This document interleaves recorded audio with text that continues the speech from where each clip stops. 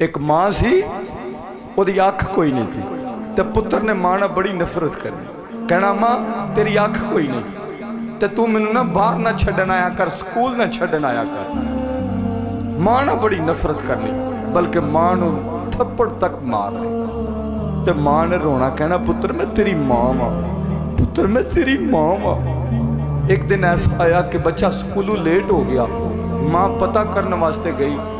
जो मां ने उसके यारां नूं पुछया कि मेरा बच्चा कित्थे, उन्हें कहा जी सानू नहीं पता। तो मां रोंदी रोंदी वापस आ गई। तो जो पुत्र शाम नूं घर आया तो उन्हें आंदे ही मां के मूँह ते थप्पड़ मारे। कहंदा मां मैं तैनूं आख्या सी ना स्कूल ना जावी, तैनूं आख्या सी ना मेरे पिछे ना आवी। मेरे यार मजाक करते हैं, अज भी मेरे यारां मैनूं मजाक किया कि तेरी मां की अख ही कोई नहीं। मां नूं थप्पड़ ते थप्पड़ मारदा ते मां फिर भी आंदी है पुत्रा क्यों मारना, मैं तेरी मां वां। वे बच्चिया क्यों मारना, मैं तेरी मां वां। हजरात मां नूं थप्पड़ मारद्या घरों निकल गया। कहंदा मां मैं तेरे नाल रहना ही कोई नहीं। वक्त गुजरदा रहा। एक वक्त ऐसा आया अल्लाह ने बड़ा माल दिता।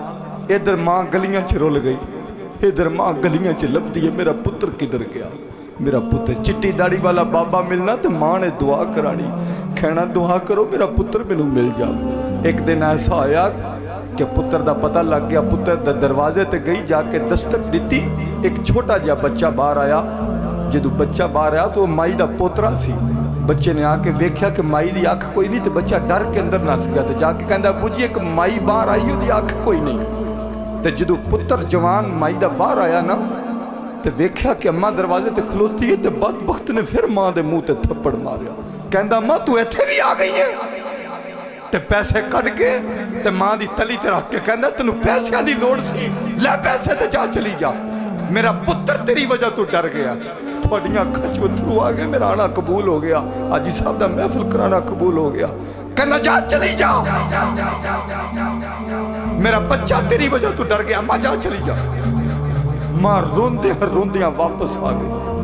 वक्त ऐसा आया कि माई इस दुनिया तो चली गई।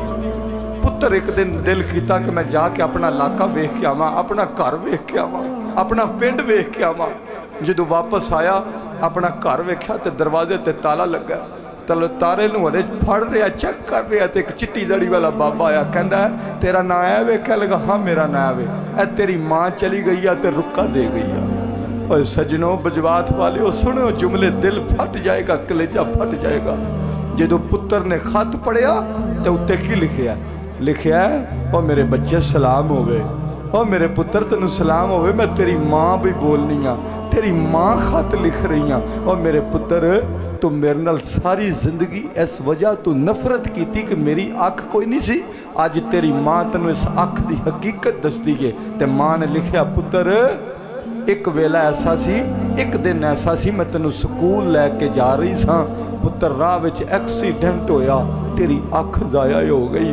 मैं तेनों हस्पताल लैके गई, डॉक्टर कहता यदी अख जाया हो गई है।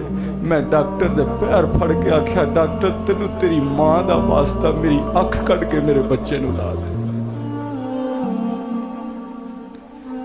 मैं क्या तेनू तेरी मां दा वास्ता मेरी अख कट के मेरे बच्चे नू ला दे। हो पुत्रा जिस अख की वजह तू मां नाल नफरत करदा रहा है, ए अख तेरी मां ने तन्नू दिती सी।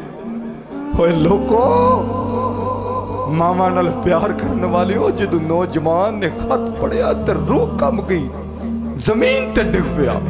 फिर आखे मैनू मेरी मां लभ जावे, मैनू मेरी मां लभ जावे। पर मां कित्थों लभे? पर सजनों में हथ बंदा जे।